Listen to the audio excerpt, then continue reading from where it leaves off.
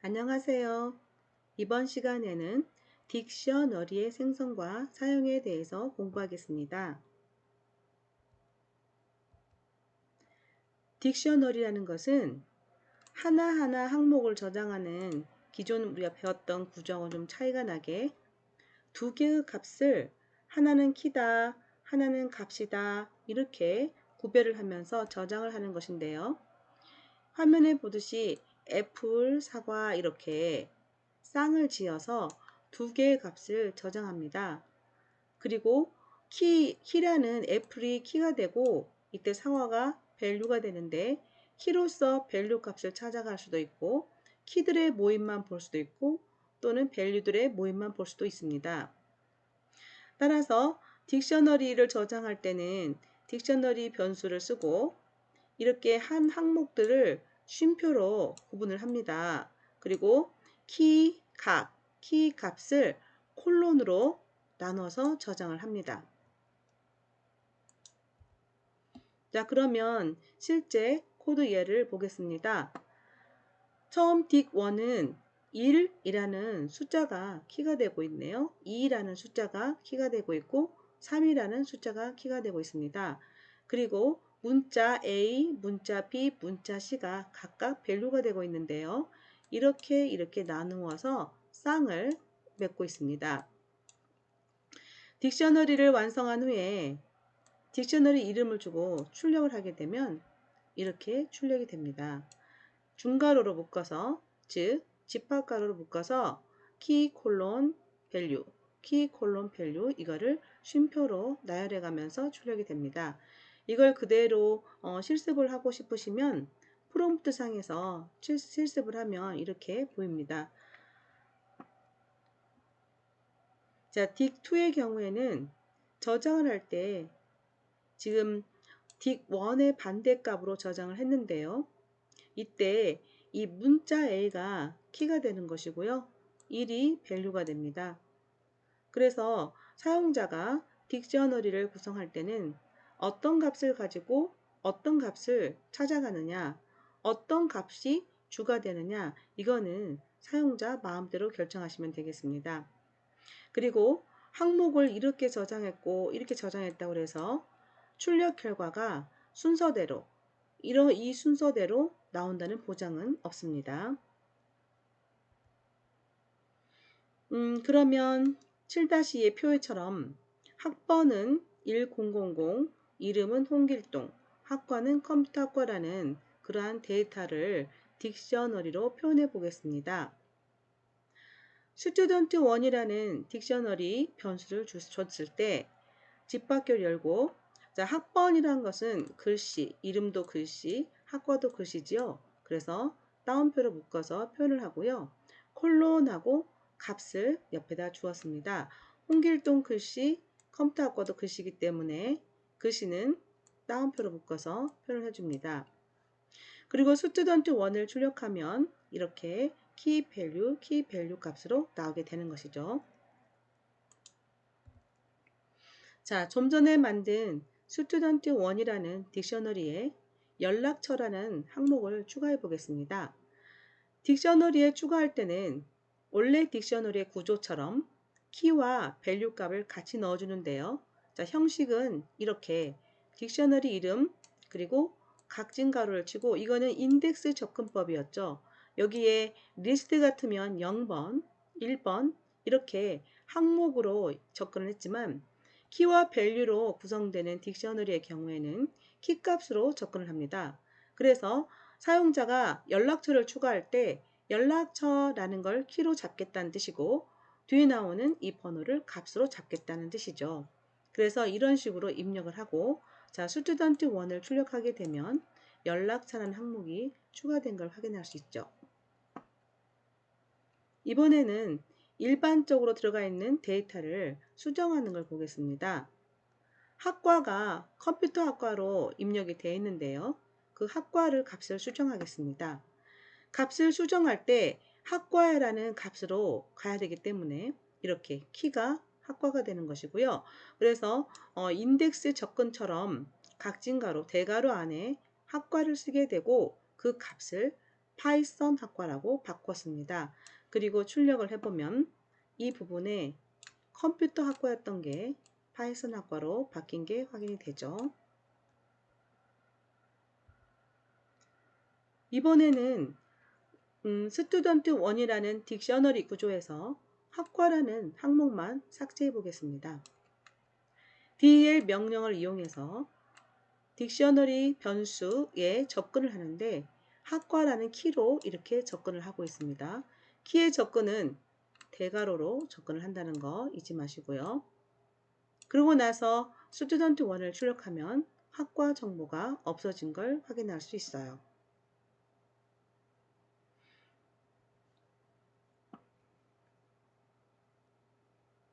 자, 이번에는 동일한 키를 갖는 딕셔너리를 생성하는 것이 아니라 마지막에 있는 키가 적용된다 그랬는데요. 자, 스튜던트 1을 학번은 뭐, 이름은 뭐, 학과는 뭐 이런 식으로 다시 구성을 해봤습니다. 분명히 앞에서 만든 스튜던트 1이 있었죠. 그러면 일반 변수 같은 경우에 A는 10을 주고 A는 20을 주면 A는 10이 없어지고 20이 들어가잖아요. 그것처럼 스튜던트 1을 다시 만들게 되면 똑같은 학번과 이름과 학과가 이렇게 있다지만 마지막에 만든 마지막에 있는 키가 적용된다 그랬습니다. 학번, 이름, 그 다음에 학과.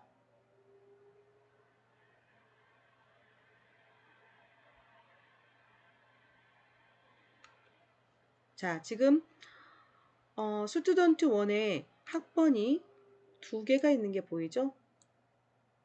이 자료가 앞에서 저장했던 스튜던트 1은 무시하시고 이게 들어가는 게 맞아요. 그런데 하필이면 여기에 똑같은 키를 가진 두 개의 데이터가 있다는 거죠. 자, 그럴 때는 이 안에서도 덮어쓰기 하는 것처럼 처음에 학번은 100이 있다고 하고 쭉 만들다가 학번이란 또 다른 키가 나오면 앞에서 배운 것처럼 이렇게 수정하는 효과가 되는 거예요. 키를 주고 이퀄 값을 주듯이 이것도 또 다른 학번에 2000을 주게 되면 1000이 들어갔지만 그 해당되는 키 값이 2000으로 바뀝니다. 그래서 이 두 개가 존재하는 게 아니라 학번이라는 키는 하나밖에 없어야 되고요.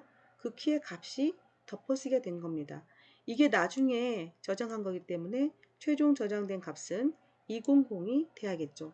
따라서 출력을 하게 되면 학번 200만 있고 학번 100은 없는 거예요.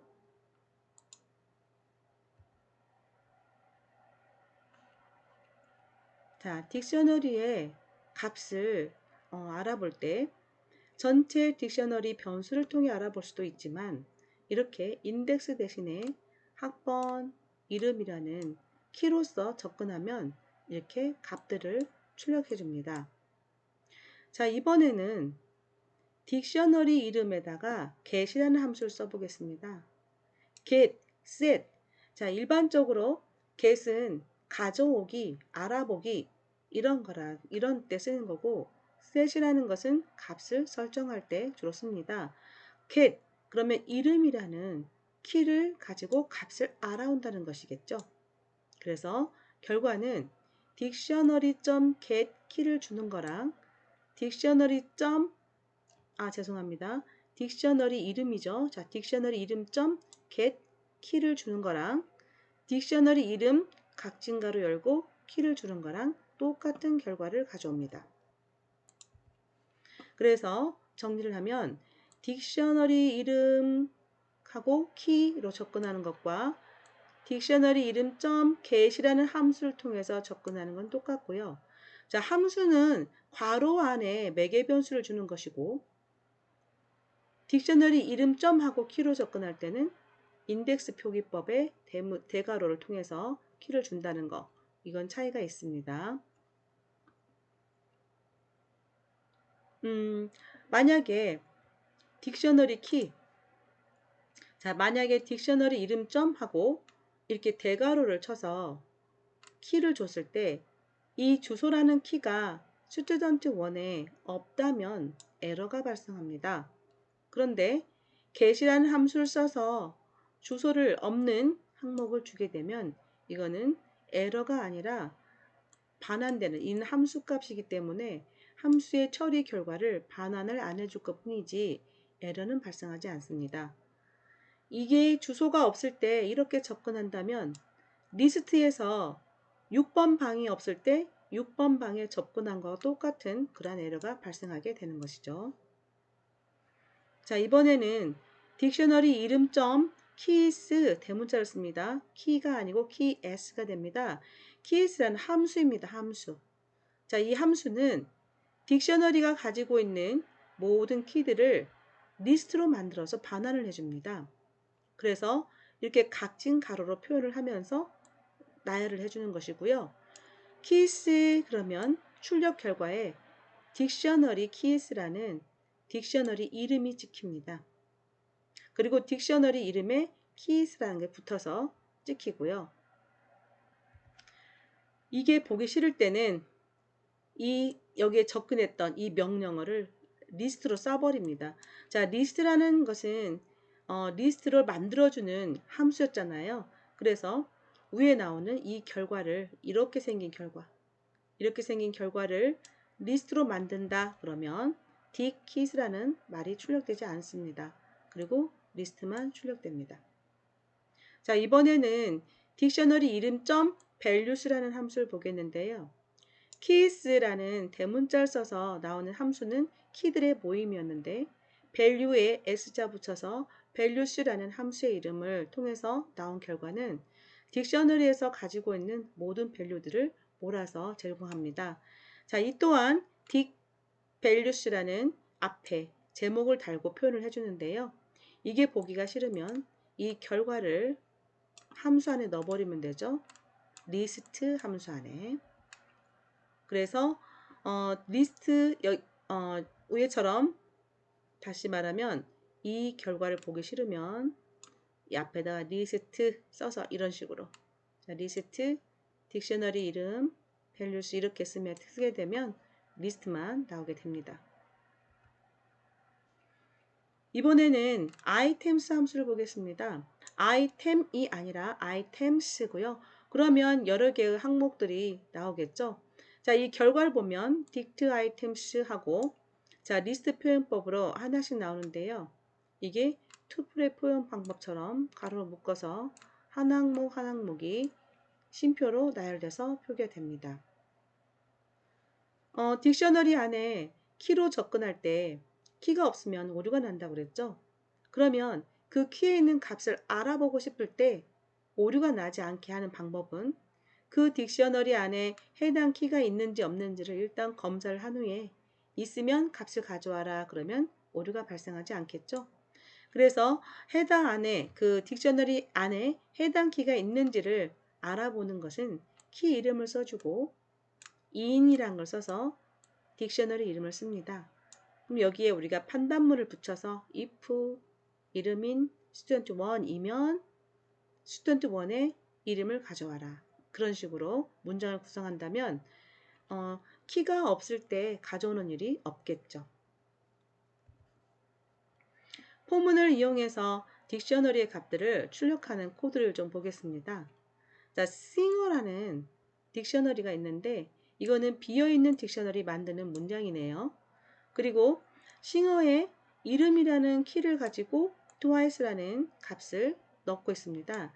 자, 딕셔너리에 접근할 때 각진 가로로 키에 접근하고 그 키 값을 넣고 있으니까 항목을 추가한다고 보시면 되겠네요. 하나, 둘, 셋, 네 개의 항목을 추가했습니다. 그러면 이 네 개의 항목을 모두 출력을 해보겠는데 인덱스로 구성할 게 아니라 지금 보면 포 반복문을 쓰고 있고요. 우리가 i를 주로 많이 썼는데 여기서는 k를 썼네요. 그리고 singer.keys라는 걸 썼는데 자, singer.keys 하면 여기까지만 하면 나오는 게 뭐예요? 네, 키들의 리스트가 나온다고 그랬죠. 그래서 각진가로 열고 이름, 쉼표, 구성원수, 쉼표, 대비, 쉼표, 대표곡이라는 리스트가 나옵니다. 그러면 리스트 이름을 던져준 것과 똑같은데요. 리스트를 자체에서 하나씩 한 항목을 반복하면서 가져올 때는 레인지를 안 쓴다고 그랬죠. 그래서 입만 쓰고 있는 거예요. 자, %s를 만난다는 것은 스트링으로 출력하라 라는 뜻이고 %를 만나는 곳을 가볼게요. 그러면 순서대로 K를 출력합니다. 자, K는 이 리스트에서 첫 번째 항목을 가져오고, 자, 반복하고 두 번째 항목을 가져오겠죠. 이 뒷부분의 리스트의 첫 번째 항목은 이름이라는 키가 되겠죠. 그래서 이름이 찍히고 화살표를 치고, 자, 뒷부분은 이 싱어라는 것은 딕셔너리고 싱어의 각진가로 K니까 싱어의 각진가로 이름이라는 키로서 접근하는 결과값이 되겠죠. 그래서 여기는 twice가 되겠습니다. 즉, 이 접근법은 딕셔너리 이름 각진가로 열고 키를 통해서 값을 알아오는 접근 방법입니다. 그리고 여기는 해당된 키들의 모임에서 키를 하나 출력하고 있는 것이죠. 그래서 K는 키들의 리스트에서 K는 키가 되는 겁니다. 앞에 부분부터 끝까지 그 키를 받아서 출력하면서 그 키에 대한 내용도 출력하게 되는 것이죠. 따라서 키값과 그 키의 내용을 포문을 이용해서 출력하고 있는 겁니다. 이런 것은 일반 공식처럼 외워두셨다가 사용하는 게 좋을 것 같아요. 이번에는 정렬이란 걸 볼 건데요. 자, 딕셔너리를 정렬할 때는 어떤 걸로 정렬할 건지를 결정해 줘야 되겠죠. 자, 임포트라는 것은 이 저자가 오퍼레이터라는 것을 만들어 놓고 그걸 여기로 가져다 쓴다는 것이니까 여러분은 이 실습을 따라 하시면 안 됩니다. 그냥 놔두시고 모양만 보겠습니다. 자, 트레인 딕트하고 트레인 리스트를 모두 둘 다 초기화하고 있습니다. 자, 이 문장을 쓸 때 트레인 딕트 이퀄 뭐 쉼표 찍고 트레인 리스트 이퀄 뭐 이거는 안 됩니다. 이렇게 변수들을 나열하고 값들을 나열하는 형태는 가능합니다. 자, 트레인 딕스는 보니까 중괄호로 이렇게 초기화를 하고 있죠. 그럼 얘는 딕셔너리가 되겠습니다. 자, 트레인 리스트는 각진괄호로 초기화를 하고 있죠. 이거는 비어있는 리스트가 되겠습니다. 그래서 트레인 딕은 현재 비어있는 딕셔너리, 트레인 리스트는 비어있는 리스트입니다. 자, 트레인 딕셔너리에 값들을 주고 있는데요. 키, 밸류, 키, 밸류에서 나열을 해서 넣어줬고요. 트레인 리스트에는 sorted라는 명령을 사용해서 정렬한 값을 리스트에 넣어주고 있는데요. 이제 안에 보겠습니다. 트레인 딕의 아이템스가 이게 지금 정렬할 내용입니다. 즉, 트레인 딕셔너리에서 아이템스라는 함수를 통해서 뽑아내면 리스트가 나옵니다. 앞에서 우리가 공부했듯이 어떻게 나오냐면 이렇게 하고 한 개의 항목 쉼표 또 한 개의 항목 쉼표 이런 식으로 나오고요. 이 항목 안에는 키와 밸류의 쌍이 나옵니다. 키와 밸류, 키와 밸류. 앞에서 기억이 안 나시면 다시 앞부분으로 돌아가서 이 딕셔너리의 아이템스의 결과가 뭐가 나오는지를 보십시오. 그래서 이 결과가 리스트가 나오기 때문에 리스트로 받을 수 있는 것이고요. 이때 정렬의 함수의 옵션에는 지금 대상도 있지만 어떤 걸 중심으로 해서 정렬을 할 거냐라는 옵션을 줄 수 있습니다. 여기서 나타내는 키라는 것은 딕셔너리의 키가 아니라 sorted라는 함수에서 필요한 매개 변수입니다. 그래서 sorted라는 것은 정렬하는 함수이기 때문에 기본적으로 알려주지 않으면 기본 값으로 하겠지만 이거는 딕셔너리 자체가 아이템스가 두 개의 값으로 되어 있잖아요. 그리고 여러 개의 항목이 있는데 어떤 걸로 정렬을 하겠느냐. 그래서 오퍼레이터라는 넘어온 값들 중에서 아이템 개러, 아이템을 get이 뭐라고요? 내가 알고 싶을 때 가져오는 것을 get을 많이 쓰는데 이 오퍼레이터에서 제공하는 함수 중에 항목을 가져오는 아이템 개러가 있습니다. 0번째 항목을 가져온다는 뜻이네요. 0번째 항목은 뭘까요? 오퍼레이터에서 0번째 항목은 이름이 됩니다. 자, 근데 그 이름이 지금 현재 토머스, 에드워드 이렇게 되어 있는데요. 그 이름 중에서 첫 번째 거, 이 0으로 된 거, 키를 말합니다. 그래서 이 토머스, 에드워드, 헨리 이걸 기준으로 해서 정렬을 합니다. 라는 뜻이 됩니다. 그러면 A, B, C, D 순서대로 정렬을 해서 결과가 이렇게 나오게 됩니다. 이거는 현재 리스트입니다. 보세요. 각진 가로가 있고 항목들이 하나씩 있죠. 왜냐면 우리가 트레인 리스트로 바꿔서 리스트를 출력했기 때문에 이렇게 출력이 되는 게 맞습니다. 자, 프로그램 2는 딕셔너리를 활용해서 음식 궁합을 출력하는 프로그램인데요.